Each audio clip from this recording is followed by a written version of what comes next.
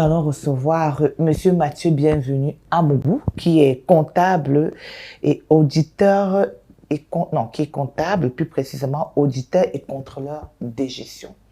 Il va nous raconter son histoire. Bienvenue, c'est Monsieur Amougou. Bienvenue, Monsieur Amougou. C'est un plaisir de vous avoir sur le plateau dans toute sincérité avec le mentor Gaël. Sentez-vous à l'aise. Nous rappelons le thème pour ceux qui viennent de nous retrouver et nous invitons nos internautes à se connecter davantage, à partager et à s'auto-liker parce que nous parlons des sujets sensibles, des sujets qui peuvent aider. Parce que comme le docteur l'a dit, beaucoup de gens vivent des dépressions et n'en parlent pas. Donc vraiment, si vous connaissez une voisine qui présente des symptômes qui ont été décrits par le docteur tout à l'heure, vraiment invitez-la à cette émission afin qu'elle puisse recevoir les soins nécessaires. Donc on rappelle, le thème ici, c'est la dépression le mariage est une source de dépression. Nous allons écouter le témoignage de Monsieur Amougou. Bonsoir tout le monde. Bonsoir. Bonsoir. Merci déjà pour cette invitation pour que je puisse présenter mon témoignage. Déjà, je suis Monsieur Amougou Mathieu Bienvenu, comptable et spécialisé en outils et contrôle de gestion. Concernant mon histoire, en 2009, je travaillais déjà, puisque j'ai commencé à travailler très jeune. Je suis orphelin en passant de mère et ma famille était monoparentale. Et j'ai même été élevé par mes grands-parents, puisque ma mère est morte en 2000. Et j'ai commencé à travailler en 2008. En 2009, quand ma grand-mère me faisait comprendre que vous n'êtes que deux, ton petit frère et toi, et vous n'êtes que des garçons, il faudra absolument me faire des enfants lorsque tu vas te marier. Et en 2009, j'étais dans une église pentecôtiste. Un beau jour, puisque j'avais fait connaissance de mon père, après la mort de ma mère, mais je n'ai pas grandi chez lui. C'est ainsi qu'un beau jour, je lui ai fait comprendre que je veux me marier et que dans notre congrégation religieuse, je ne vois aucune fille digne avec laquelle je peux me marier. C'est ainsi qu'un beau jour, il m'a dit qu'il a vu une femme quelque part, un pasteur ami qui sortait de la vraie église et il avait aussi créé sa communauté religieuse. C'est ainsi que nous nous sommes rendus et après cette concertation, il m'a demandé quelle est ton appréciation? Je lui ai dit que c'est bien, c'est une belle femme. Et c'est ainsi que, un an plus tard, puisque mon beau-père, c'est des légalistes, il est radical, il n'y avait même pas possibilité de la rencontrer pour que nous puissions dialoguer. Et c'est ainsi qu'au final, moi j'habitais en face de ma tante supérieure, puisque je travaillais déjà, mais je continuais les cours à l'université. Et c'est ainsi que elle était en maths fin secondaire, c'est elle plutôt qui venait pour qu'on puisse avoir des échanges. Puisque lorsque les fiançailles ont commencé en mars 2011, nous nous sommes mariés en décembre de la même année. Et c'est ainsi que, après le mariage, il y a d'abord eu un premier problème qui était, elle n'arrivait pas à... Bref, elle concevait, mais les grossesses partaient. Donc c'était soit des grossesses, il y avait eu une grossesse polaire, et les autres grossesses, c'était des mauvaises grossesses qui sortaient. Elle en a eu 3, et... Bref, les 2 premières sont passées. La 3e, c'est l'enfant que nous avons qui aura 8 ans le 28 mai. Et la 4e était toujours une grossesse extra.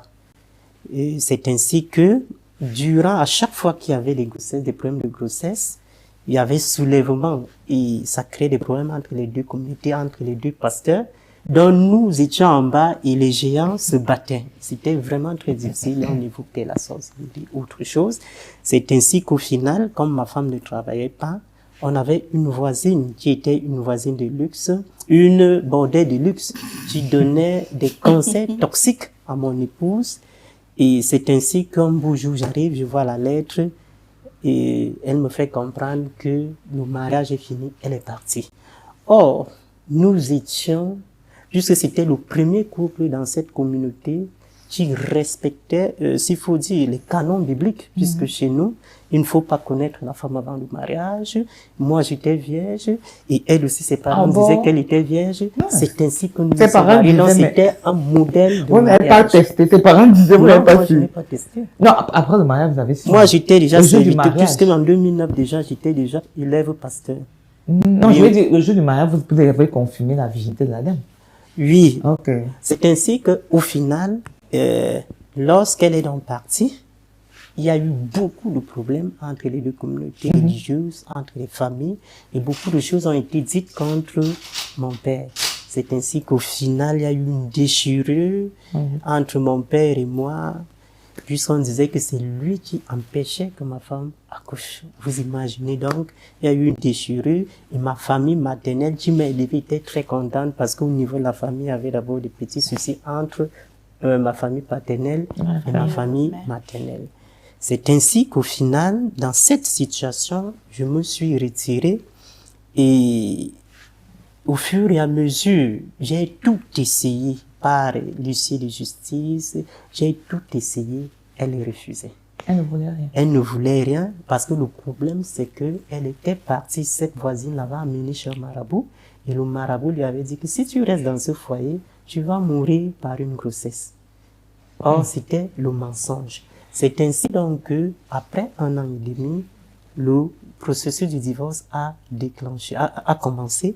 Et pendant le processus... Et qui a demandé le divorce? Puisque je suis restée seule pendant 1 an et demi.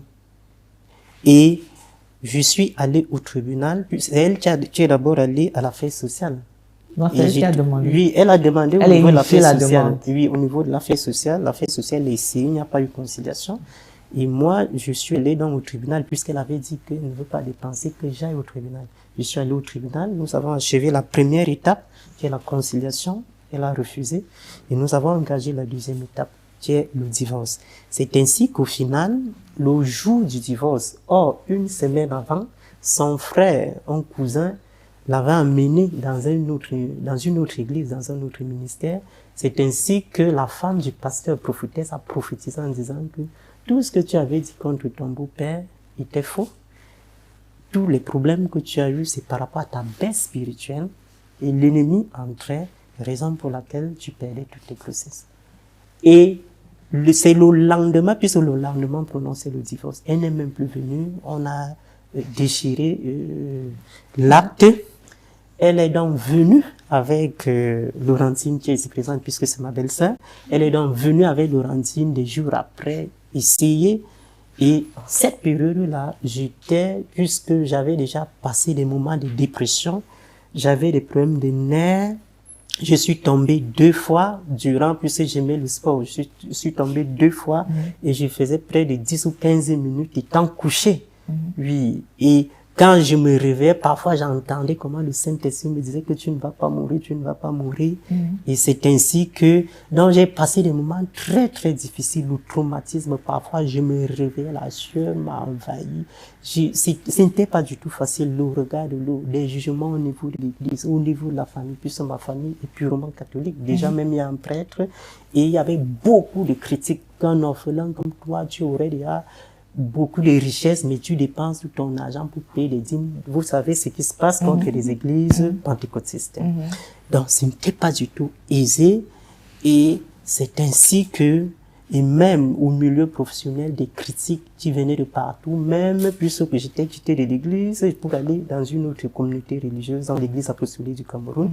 Et là-bas même, il y avait des inquiétudes, on se demandait, puisque je suis évangéliste, prophète, on se demandait si même son ministère est véritable. Beaucoup de critiques, quoique de façon véritable, lorsqu'il vérifie, il constatait que c'est vraiment un vrai serviteur. C'est ainsi que, au final, pendant que je dormais, le Seigneur m'a montré mon cœur qui a saigné et le sang avait coulé et une pression d'eau forte était en train de couler et ça avait déjà lavé la moitié qui symbolise ici le pardon. Donc puisque les gens, même les pasteurs, il y a eu des conseils qui demandaient à ce que je puisse accepter ce pardon. C'est à partir de cette vision que j'ai été convaincu que le Seigneur me demande de pardonner. Et mon pasteur a fait donc le tour de ma belle famille, de ma famille, avec toute une équipe pour réconcilier la famille. Et c'est ainsi que en février 2022, il y a eu réconciliation, état civil et remariage. Mais lorsque j'essaie donc de faire une analyse de façon véritable actuellement, c'est que elle avait beaucoup de valeurs lorsque nous nous sommes mariés. Mais durant cette période de 42, c'était 44 mois qu'elle a fait dehors, ses camarades, certaines choses dont elle a perdu totalement les valeurs chrétiennes, où elle a commencé à boire, à aller dans des milieux qui ne glorifient pas Dieu, parce que nous, les chrétiens, nous avons des valeurs, et c'est ça jusque moi, je suis réellement sévère. Donc, vous voyez, donc, actuellement, à chaque fois, par moment, elle peut rentrer très tard, 2 heures du matin, ou elle était dans les anniversaires, ou ça me réveille un peu, je me demande, puisque moi, je me suis préservé, or, elle était tombée. Oui. Je me pose toujours cette question, est-ce que ça ne va pas revenir par ces compagnies toxiques?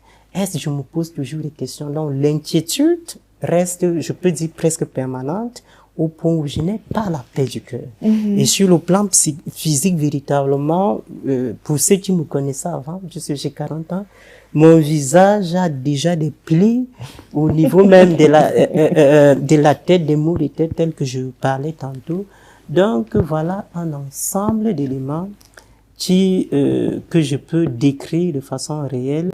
Donc, l'océan m'a convaincu, et c'est la raison pour laquelle j'ai accepté, et je tiens Dieu sur cette parole, puisque la Bible nous recommande de ne pas divorcer, que nous ne devons pas divorcer. Voilà la parole de Dieu.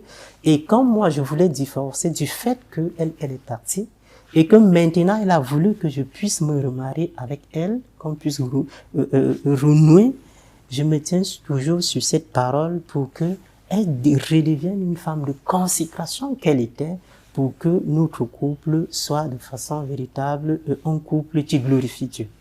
Malgré que sur le plan, parce que sincèrement, j'ai développé l'amertume, j'ai développé la colère, je n'ai plus vraiment la paix du cœur comme c'était avant.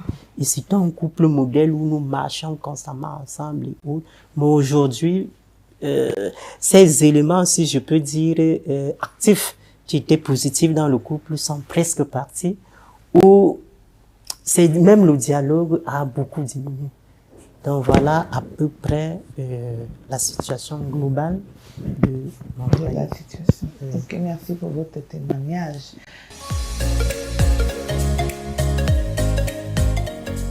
Maintenant, gars, je vais utiliser votre casquette de théologienne parce que on est face à un dilemme où on se rend compte que beaucoup de personnes vivent d'enfer dans le mariage. On va dire au nom du Seigneur, je ne sais pas si je vais dire comme ça, au nom du Seigneur, ou bien au nom du fait que je ne peux pas divorcer parce que la Bible ne le permet pas. On a eu une dame qui a chanté Ekouemi, qui est restée, on l'a bastonnée, on faisait tout. Elle n'a pas pu partir parce qu'elle disait que le divorce n'est pas permis par Dieu. Quelle est la limite? Quand à un moment on doit se dire que on peut partir et que Dieu n'aura aucun problème. Ou bien là maintenant je prends son cas, il dit je ne suis pas bien, je ne suis pas à l'aise, je ne suis pas épanouie. Mais le divorce est contre ma conviction religieuse. Quand à un moment, on peut se dire que Dieu n'aura pas de problème avec nous. Je pense que Adam lui-même a choisi sa femme. Quand on lit le livre de la Genèse, quand il a vu Ève, il a dit que cette fois-ci, Dieu ne va pas l'aise. Adam a dit que cette fois-ci, voici celle qui est hausse de mes os, chair de ma chair. Quand j'analyse son histoire, ça nous remet un peu au cas de Madame Hortense. Le poids de la religion. La religion peut être comme un parent. Dieu peut avoir ce poids-là où on fait fi de ses émotions, on fait fi de ses traumatismes parce qu'on dit voici ce que la parole de Dieu dit. Donc pour moi, en ce qui me concerne, j'ai envie de dire il faut s'aimer. J'ai reconnu ce qu'il a dit. L'amour. Même Dieu respecte l'amour parce que Dieu est amour.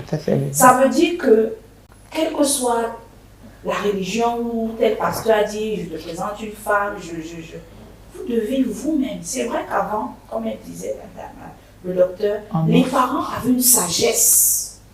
Parce que même quand on te disait que voilà, ton mari, ils avaient déjà étudié les familles, ils avaient étudié, et ça se pérennisait. Mais aujourd'hui, il faudrait au préalable avoir ce qu'on appelle des fiançailles. Sans que le pasteur n'intervienne. Parce que, à la longue, souvent, il y a des gens qui restent mariés parce que qu'est-ce que l'Église va penser si on n'est plus ensemble? Qu'est-ce que Dieu va penser si on n'est plus ensemble? Pourtant, l'amour, il y a des problèmes partout, mais lorsqu'il y a déjà un mal-être, lorsqu'il n'y a pas confiance, ça veut dire qu'il y a une fondation à rebâtir. Je pense que le mariage a besoin de prérequis, comme M. Taillou l'a dit tout à l'heure. La confiance, éprouver l'autre. C'est-à-dire, il y a beaucoup de facteurs où si votre conjoint ne correspond pas à la loi de la correspondance, je le dis souvent dans mes conférences, si vous êtes un lion, vous épousez une girafe, la girafe va trop souffrir. Parce que lorsque le lion, lui, il va vouloir jouer avec la girafe va se sentir blessée. Il y a un chanteur qui a dit que les gens marchent par catégorie. Est-ce qu'il y a une correspondance? Est-ce que pendant que tu es un lion, c'est une lionne? Autant de choses qui doivent convaincre les conjoints eux-mêmes avant d'aller voir les pasteurs ou avant d'aller voir les parents ou les familles. Parce que sans ça, vraiment, il y aura toujours... On s'est marié, je vais dire par convenance. C'est une convenance, la religion, dans ce sens-là. Nous devons d'abord être convaincus tous. Et puis aller maintenant demander la bénédiction de Dieu et des hommes. Si c'est fait de manière décroisée à l'inverse, vous allez voir des mariages bancals. Il y a des gens qui restent avec leur femme parce qu'ils ont peur de décevoir Dieu. Moi, je consulte les gens dans les cabinets. Il y a des gens qui restent avec peur de déplaire. Je suis l'aîné, je suis une autorité, je suis par peur de déplaire. C'est grave. Parce que malgré tout ça, dans le foyer, il y a une souffrance. Il y a un mal-être. Il y a un malaise. Il y a même, je ne sais pas si je vais dire une hypocrisie. Une duplicité. Je ne vais même pas dire une hypocrisie parce qu'ils ne font pas ça. Une ambivalence. Oui et non. Il y a comme, est-ce que je suis à la bonne place? Est-ce que je pense que vraiment, il faudrait voir les préparer. Et est-ce que Dieu a un problème avec le divorce? Pourquoi les gens ont l'impression que si divorce, c'est contre la volonté de Dieu? Souvent, il y a l'ego. C'est comme, comment on va vous dire, c'est comme si je n'ai pas été capable, c'est comme si je n'ai pas bien appliqué les principes bibliques, c'est pour ça que je divorce. Est-ce qu'il n'y avait pas d'autre solution? Est-ce que je n'en étais pas là? C'est une sorte de culpabilisation. Mais vraiment, lorsque, comme le docteur a dit, lorsque le processus vital est engagé, je ne vois pas encore le divorce ne doit pas être fait.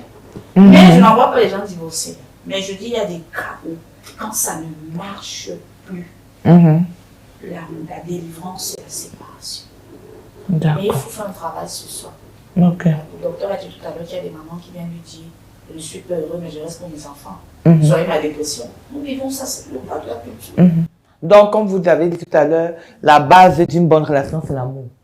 Docteur, vous êtes d'accord avec ça? Nous sommes tous d'accord que l'amour soit une base, la base dans la relation. Mais parfois, la réalité, si on peut dire, la réalité du terrain est tout autre. Quand on voit qu'il y a beaucoup de couples qui se sont mis ensemble sans qu'ils ne se connaissent et ces couples ont mis long, sont restés ensemble toute la vie.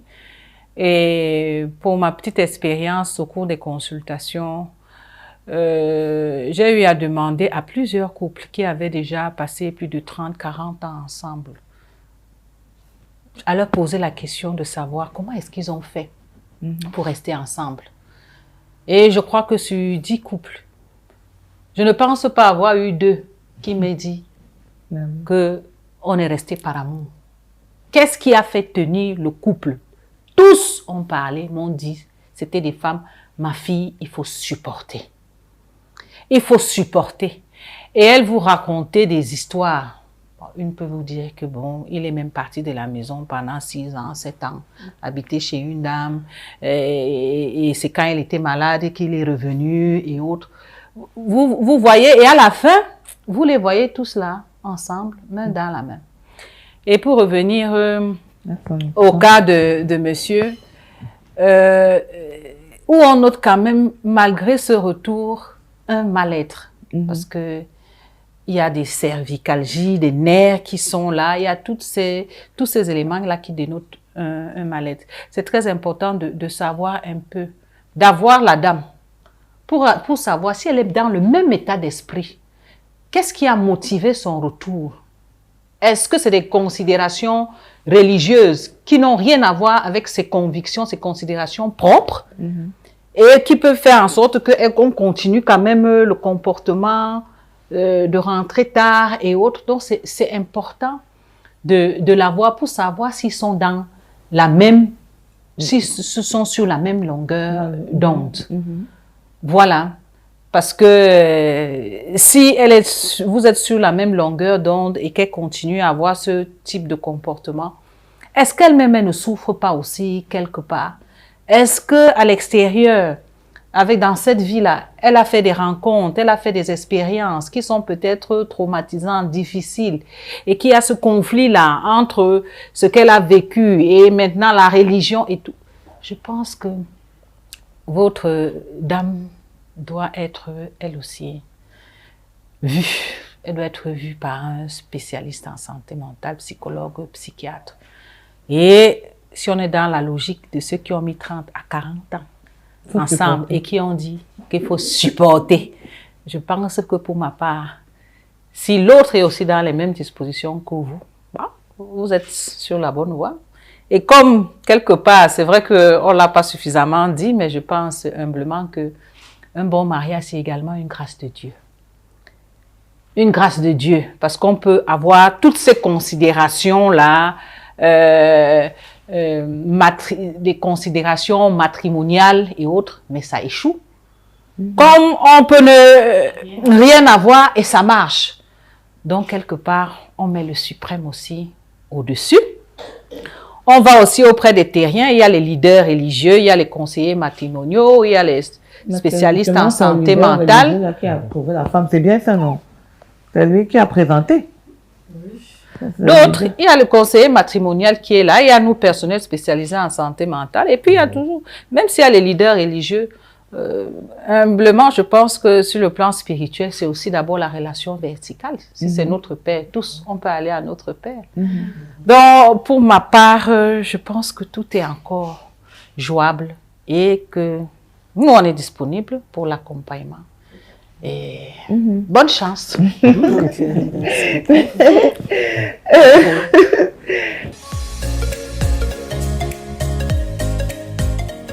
Qu'est-ce que vous avez, quelles sont les failles de cette relation, de cette histoire? Qu'est-ce qu'on peut déjà noter comme défaillance? Oui. Merci. Avant d'arriver aux défaillances, je voudrais poser une question à M. Amougou. Depuis qu'elle est revenue, est-ce que vous avez donc eu des enfants? Non. Depuis qu'elle est revenue, elle ne conçoit pas. Donc, je ne peux pas véritablement dire que c'est des fausses couches d'avant. Je n'arrive pas à comprendre. Et nous sommes en train de faire des examens. Voilà. Et vous comprenez que, puisque elle est partie, pourquoi? Parce qu'il y avait un problème d'accouchement. Oui, il y avait ce problème. Voilà. Donc, ce que je vais dire par rapport à ce cas, c'est que lorsque j'écoute l'histoire de M. Amougou, il y a deux problèmes qui surgissent dans cette relation. Peut-être un troisième problème même. Le premier problème, déjà, c'est l'ingérence des tierces personnes. Parce qu'il y a eu beaucoup de gens autour d'eux qui ont influencé. Il parlait d'une voisine, il parlait des pasteurs et des autres. Donc, toutes ces personnes-là, lorsqu'ils viennent, chacun a son point de vue, chacun a son opinion, chacun veut donner des conseils et qui ne sont pas toujours des bons conseils. Vous voyez que finalement, si les deux personnes ne sont pas assez matures pour savoir qu'est-ce qui est bien pour nous, parce que c'est ça aussi, la maturité. Lorsque les gens de gauche à gauche vous parlent par rapport à votre relation, il faut déjà que vous-même vous soyez en mesure de savoir dans tout ce qu'ils sont en train de dire là, qu'est-ce qui est bien pour nous. Et ça, il faut avoir la capacité de le faire. Donc, il y a d'abord ça. ils sont laissés influencer beaucoup par les tierces personnes. Et je crois que ça, c'est l'une des causes pour lesquelles ils ont été séparés. La deuxième chose, c'est que, et le docteur l'a souligné, c'est que dans une relation, pour que ça marche, ça c'est avant de se marier, il faut déjà qu'on voit, est-ce qu'on se connaît bien? Et comme elle a dit, est-ce que Dieu est d'accord pour cette relation? Il est chrétien, il a dit, et il est chrétien d'une église réveillée. Moi, je crois même que c'est la première question qu'il devait se poser. Est-ce que Dieu est d'accord pour cette relation?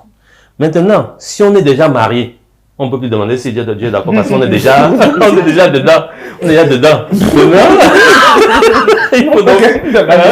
On ne peut plus se poser cette question-là. Maintenant, il faut donc se poser la question suivante. Comment faire donc Pour que ça marche. pour que ça marche? C'est ça. Et je l'ai dit dès le départ, le bonheur se construit. Ce n'est pas un acquis. Et il faut que des deux côtés, qu'on puisse s'investir pour ce bonheur-là. Lorsqu'on se marie, c'est la différence. Hein. Et c'est ce que beaucoup de gens ne comprennent pas. Et c'est ça qui fait problème. Le mariage, c'est un engagement. Et c'est un engagement, mais beaucoup de gens ne prennent pas cet engagement au sérieux. Le mariage, c'est un engagement. Et c'est un engagement à pouvoir m'investir pour le bonheur de la personne à qui je me marie. Mais ça, beaucoup de gens ne prennent pas ça au sérieux. Le jour du mariage, on dit, je prends l'engagement de t'aimer, de prendre soin de ça. Mais c'est comme si ce sont des paroles qu'on donne juste comme ça. Mais ça devrait être pris au sérieux. C'est un engagement. Et si chacun remplit son engagement, si chacun joue son rôle et assume ses responsabilités, alors il y aura un climat paisible qui va régner. Mais le problème, c'est que chacun prend ça pour un acquis. Je veux mon bonheur. Il y a beaucoup d'égoïsme, beaucoup de laisser aller. Parce qu'on dit que si je fais, l'autre va pardonner, ainsi de suite, ainsi de suite. Et vous voyez, c'est tout ça qui crée ces problèmes-là. Donc, ce que je vais dire à M. Amougou, c'est que, bon, vous vous êtes marié pour une deuxième fois. Là, maintenant, il faut... Mais apparemment, il y a toujours un malaise. Oui, il y a un malaise. Il y a un malaise. Maintenant, il faut voir pourquoi ce malaise persiste. Qu'est-ce que nous deux, déjà, nous pouvons faire, comme elle disait, pour pouvoir bâtir notre bonheur. Comment bâtir notre bonheur? Parce que ça se construit, ce n'est pas un acquis. Oui. Et là, il faut donc que vous puissiez, tous les deux, vous accorder pour cela. Oui, parce que si vous ne vous accordez pas, ça ne pourra pas donner. Il faut déjà que vous deux, vous puissiez vous savoir comment donc bâtir notre bonheur. Et là, il faut déjà être mature. Il faut être prêt, parce que ça va demander un sacrifice. Ça va demander un investissement. Il faut être prêt à pouvoir consentir à tout cela. Oui.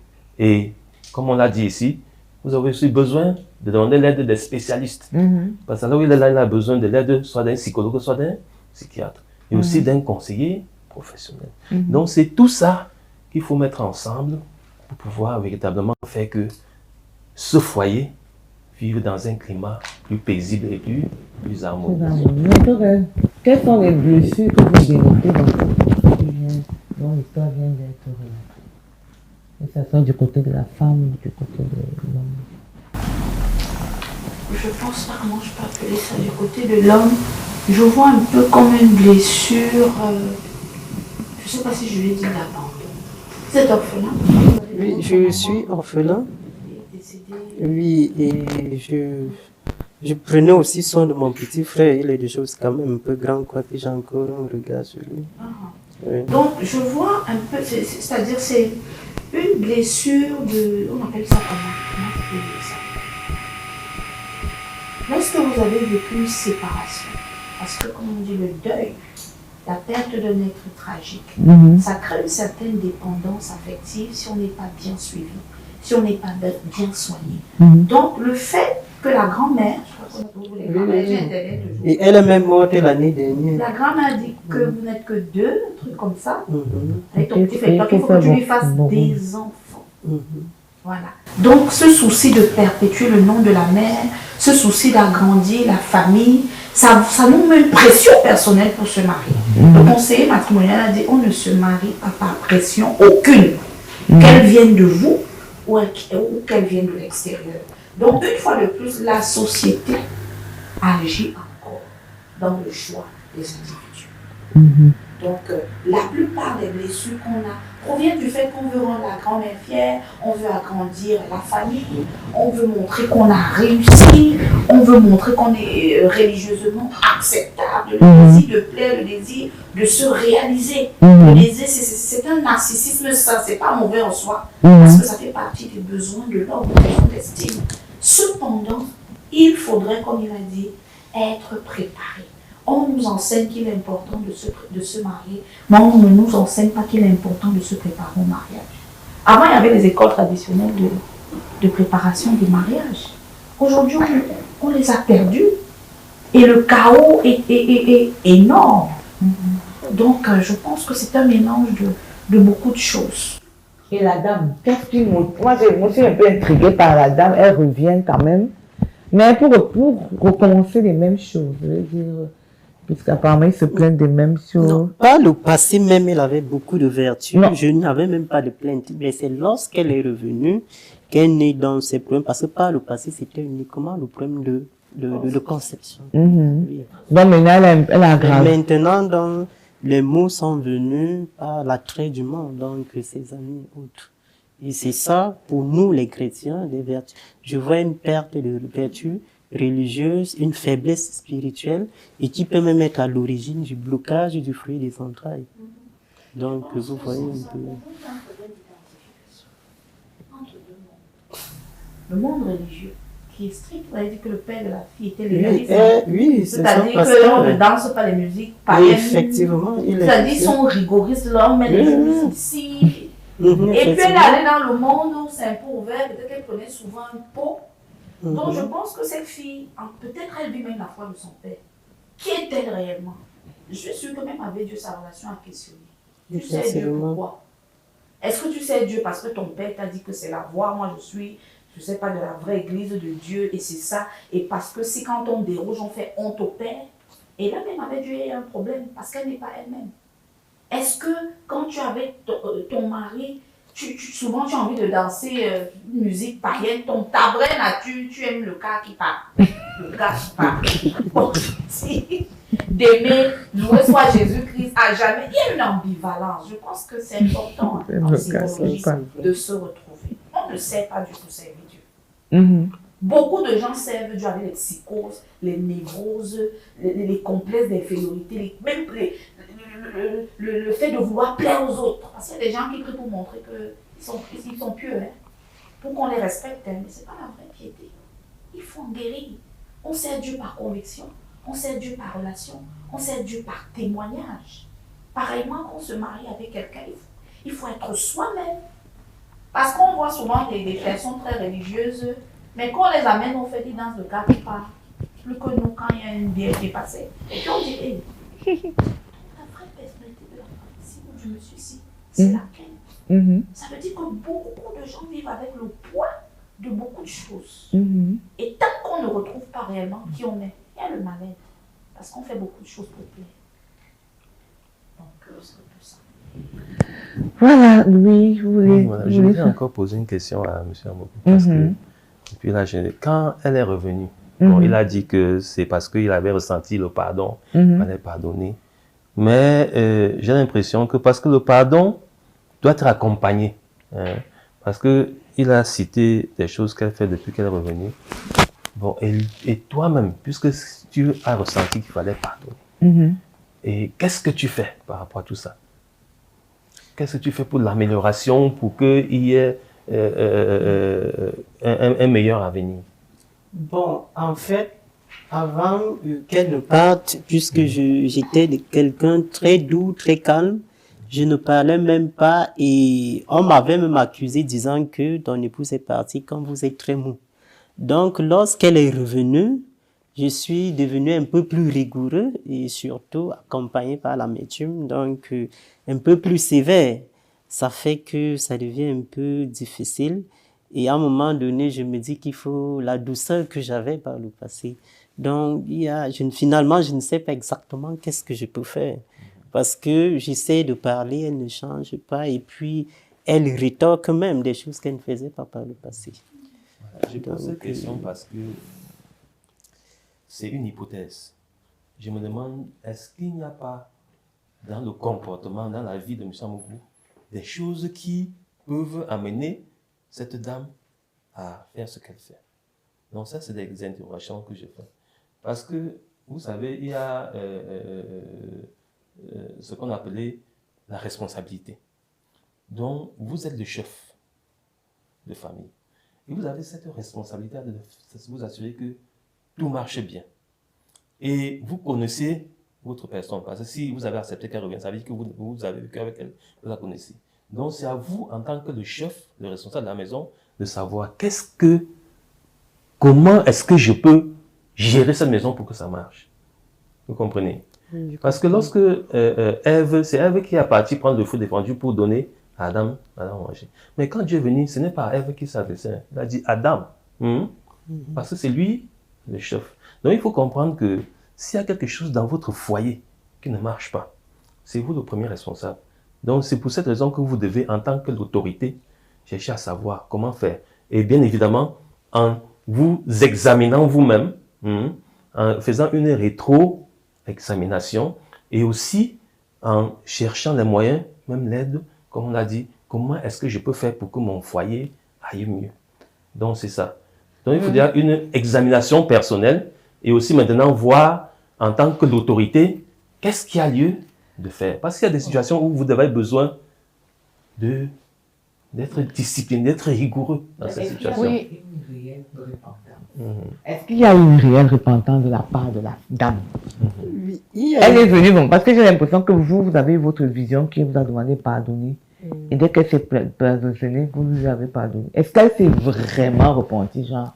Elle s'est repentie, mais la réponse vient de ce que le docteur a expliqué tantôt, où elle, puisque lorsqu'elle grandissait, elle était embrigadée par l'évangile. Mais maintenant, donc, partout, même au sein de ma famille, elle n'avait jamais fait ça. Mais aujourd'hui, lorsqu'on met la musique mondaine, elle se met, elle commence à danser devant moi.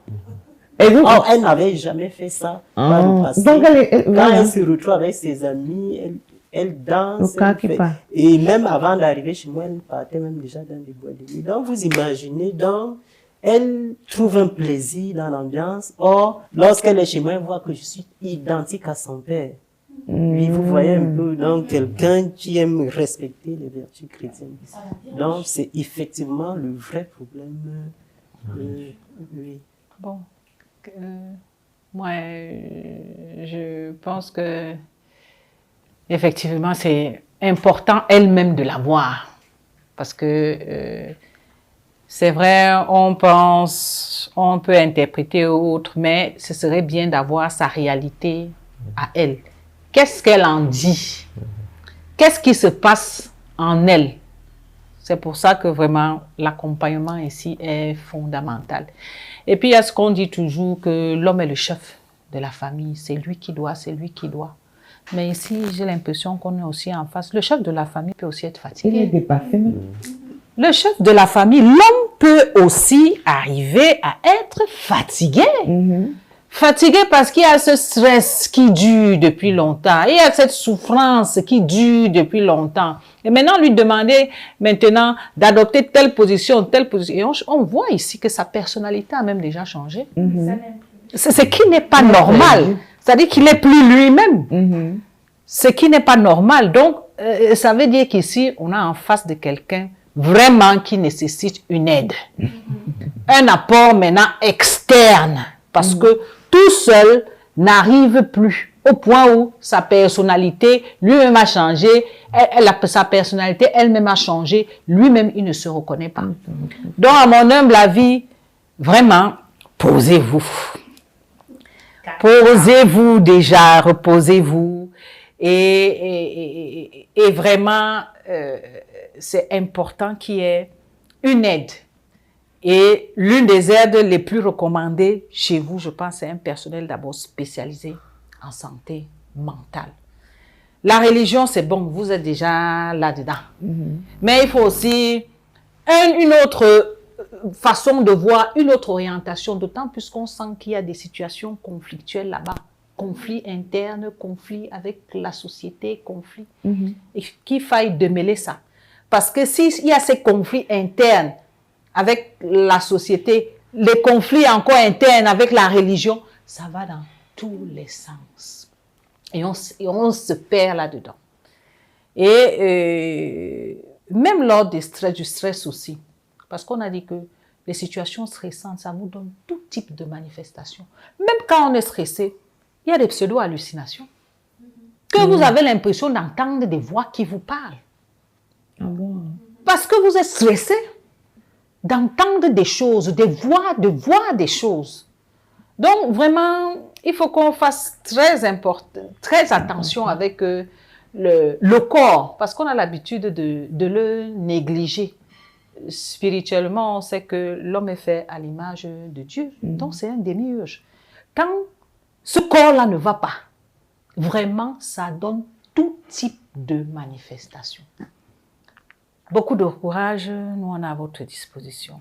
Mais vraiment, si la mère est à la maison, le père est à la maison, on pense qu'il y a encore beaucoup de choses qu'on peut faire. Vous permettez, j'ai une question, parce qu'en fait, lorsqu'elle est revenue, avec tous ces stress que j'ai emmagasinés, il y a eu un coup sur le plan sexuel au point où, peut-être 2 minutes, je ne peux plus avancer, et ça ne revient pas de façon immédiate.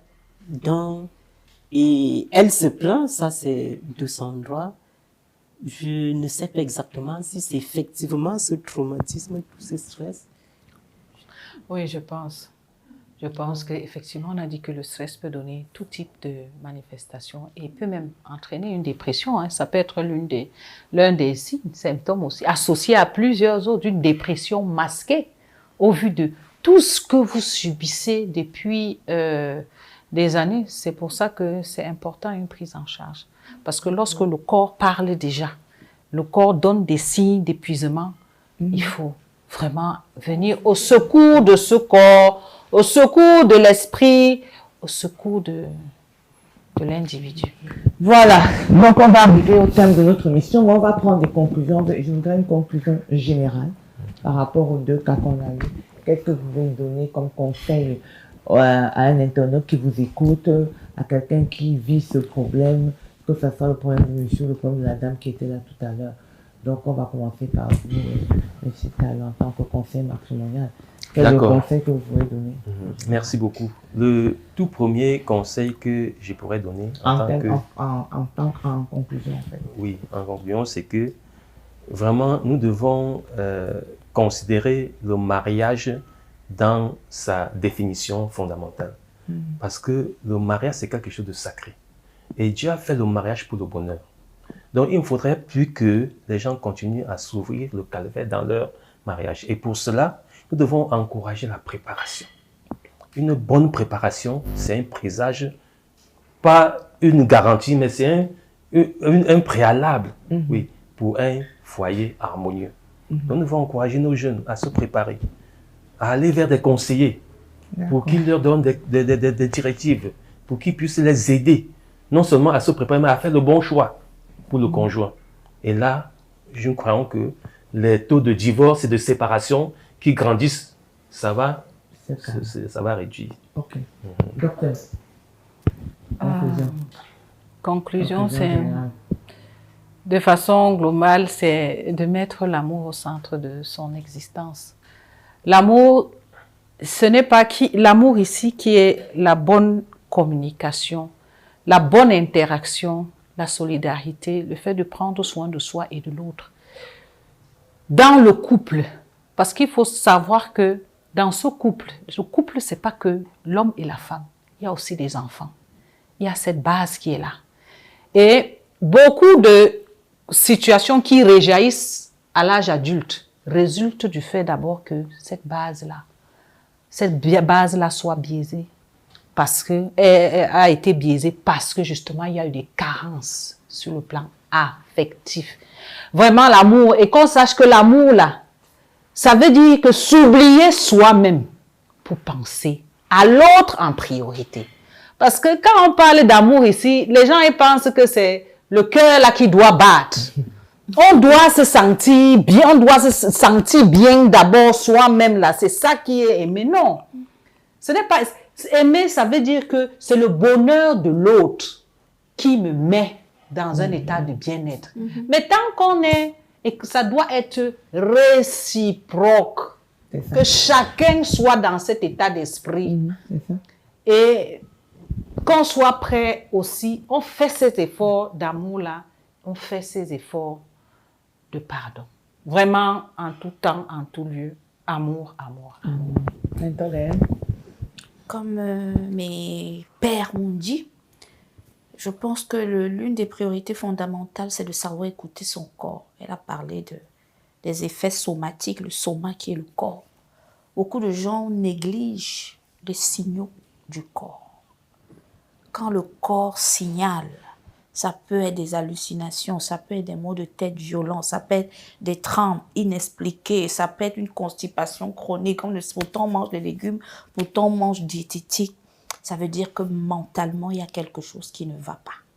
Et lorsqu'on constate autour de nous qu'on a des symptômes de malaise et de mal-être, il faut consulter les psychologues et les psychiatres. Ce n'est pas seulement pour les fous. En Afrique, on croit encore à tort que c'est les irresponsables, c'est les Blancs qui en ont besoin. Nous le disons toujours. Nous ne sommes pas des super-héros, nous sommes faits de terre, nous sommes faits de chair. Et nous avons besoin de spécialistes. Nous avons besoin de parler à des personnes qui peuvent comprendre nos souffrances pour nous aider à les corriger, à les affronter et à les accepter. Donc, on va s'arrêter sur ces mots de fin. Donc, ça a été un réel plaisir de vous avoir sur ce plateau. J'espère qu'on a pu vous aider, Monsieur Amougou. On vous remercie d'être venu et vraiment on félicite votre courage, on félicite votre témoignage. On est sûr que ça va aider quelqu'un aujourd'hui, ça va aider quelqu'un demain.